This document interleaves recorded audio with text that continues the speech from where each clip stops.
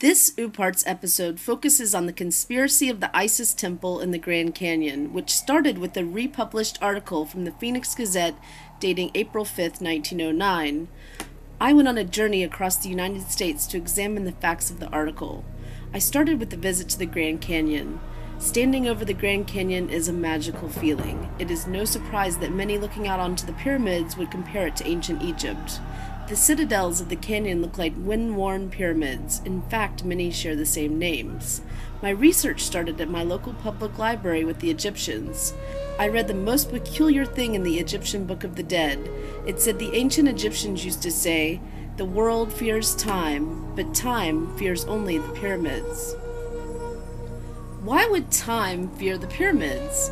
Is it a reference to quantum physics and the idea of planar fields, a higher connection? This is a small example of why the people of ancient Egypt fascinate us. There's a knowledge that we feel or see that we lost and we hope to understand again. The conspiracy of the Isis Temple in the Grand Canyon started on the internet with an article in the Phoenix Gazette, so I headed to Phoenix, Arizona. The article claimed that an archaeological expedition funded by the Smithsonian discovered an Egyptian pyramid in the Grand Canyon. G.E. Kincaid, an adventurer, led the team from the Smithsonian. Today we might consider these adventurers the first Western archaeologists. During the expedition, he discovered a cave with male mummies covered in clay, wrapped in bark fabric near Marble Canyon. There were carved heads sculpted from tiger's eye, similar to the Malay heads found in Tibet, part of modern-day China. Historians attribute these mummies to the Hopi Indians, but since there's no official record of the expedition from the Smithsonian, there's no way to confirm that was the case. Yellow journalism was at its peak from 1895 to 1898 and continued into the turn of the century. It could be argued that this story, although published in the newspaper, was a hoax fabricated to boost sales. I contacted the Arizona Gazette, who would have inherited the archives from the Phoenix Gazette after it was bought and sold several times throughout the century. They had no comment. I was not able to find the original article in the archives of the Phoenix Library. So, almost a century later, an article was posted on a hiking website written by local climbers who claim to have found two sealed entrances to caves located 800 feet above the Colorado River in the Isis Formation. This is in a different area of the park, adjacent to the Marble Canyon. The climbers could not enter the caves because they were sealed, but they were able to see that the entrances were man-made. The entrances were located in a very remote area of the park, and due to limited supplies of water, they were unable to stay and explore them. I contacted the website and they had no knowledge of the writer or the article. The article posted on their website is no longer an active link.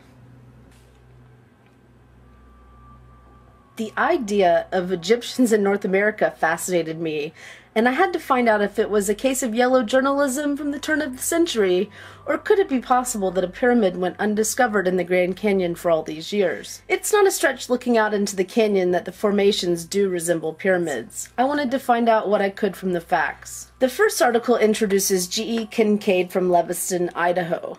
He says on his trip to Yuma that he discovered some interesting archaeological artifacts while rafting down the Colorado River, but no location was given. Yuma is in the desert on the way to the Grand Canyon, but hundreds of miles away. The second article from April 5, 1909 references a Smithsonian-backed expedition under the direction of Professor S.A. Jordan. The rocks of the Grand Canyon tell a story that started 4,550 million years ago. The canyon was formed 5.6 million years ago. It is possible that a multitude of civilizations could have inhabited the area. I thought about the biblical reference in Genesis of the people that lived before a great flood. The Bible talks about an antediluvian civilization on Earth. The first historical record is of the Native American Indians that inhabited the area at the same time as the ancient Egyptians. It is possible that the Native Americans had a connection to other parts of the world. One could argue that all of these people living on Earth concurrently could have had contact with each other, just as we do today. My burning question was, could it be possible that there is an undiscovered pyramid in one of the most visited parks in the world?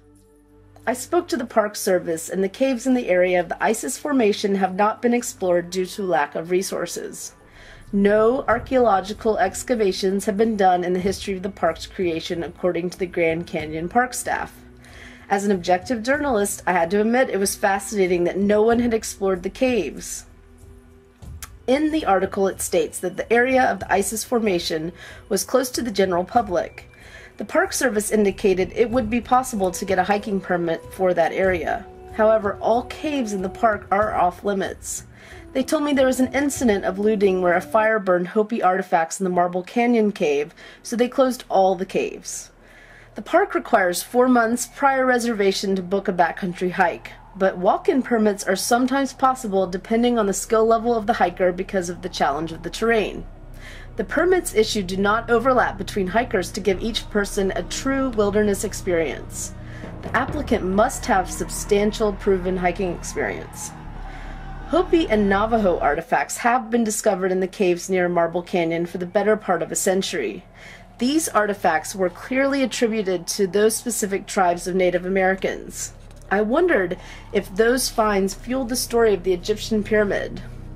In 1998, the condor population was reintroduced to the area and now occupies many caves in the Isis area, so those caves are strictly forbidden to visitors.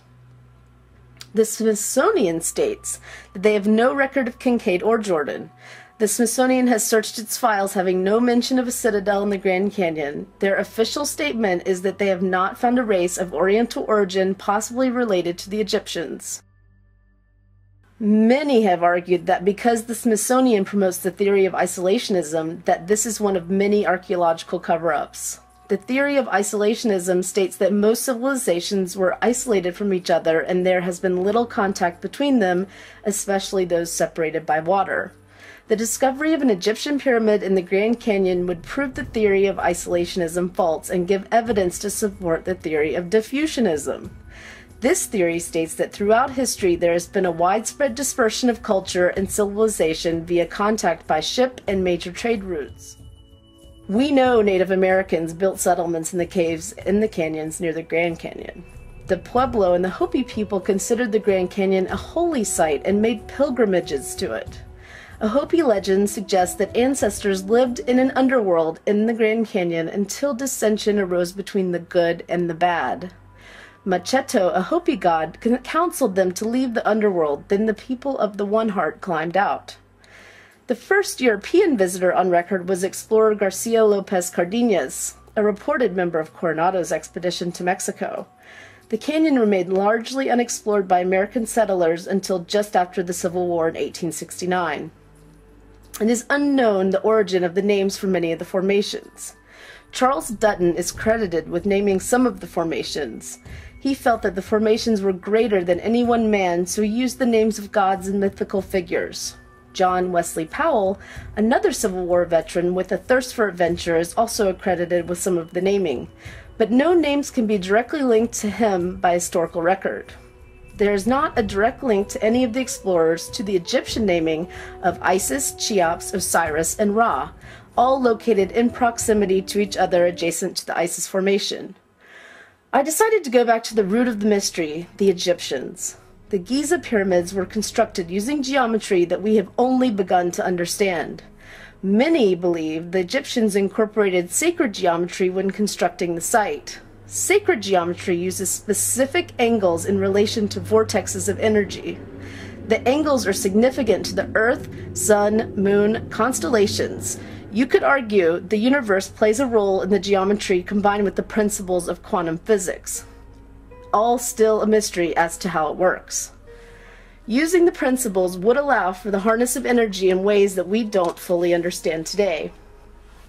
Data gathered from geometry shows that they were built to have a direct relationship with the Earth. There are 25 pyramid inches in a cubit. There are 365 cubits in the square base. There are 365 days in a calendar year. 1 pyramid inch is equal in length to 1/500th millionth of the Earth's axis of rotation. The angles of the pyramid are exact equivalent of our modern-day pi. They were constructed of granite composed of feldspar and quartz. It was composed of 55% silicon quartz, the same substance that we use in computers today. They were constructed with such precision that all evidence suggests that they were built using ultrasonic drilling machines. If that was possible, then how did they power those machines? I found a theory that was very surprising in a book called Forbidden History. The Earth's energy includes mechanical, thermal, electrical, magnetic, nuclear, and chemical, each having a source for sound. The conductivity of quartz could generate sound waves above the range of human hearing. Because energy will follow the path of least resistance, it may be probable that the pyramid is capable of vibrating at a harmonic frequency in tune with the Earth. Resin on the walls of the king's and queen's chambers and lack of artifacts found in them allow for the conclusion that these chambers had an entirely different purpose. The Nile, in close proximity, could provide a water source for steam. Could the pyramid be an ancient power plant? A power plant would be a compelling reason to undertake the largest construction project in the history of civilization. It would be a groundbreaking discovery, an ancient energy source that does not destroy the earth. We will not know the truth about a hidden pyramid in the Grand Canyon until the caves are explored. In March 2008, the government flooded the Colorado River to rebuild the local ecosystem. Could the hydroelectric power awaken a sleeping giant hidden in the majestic formation of the Grand Canyon? The greatest thing in life is there are so many possibilities. I will keep searching for clues and continue to uncover the truth one question at a time.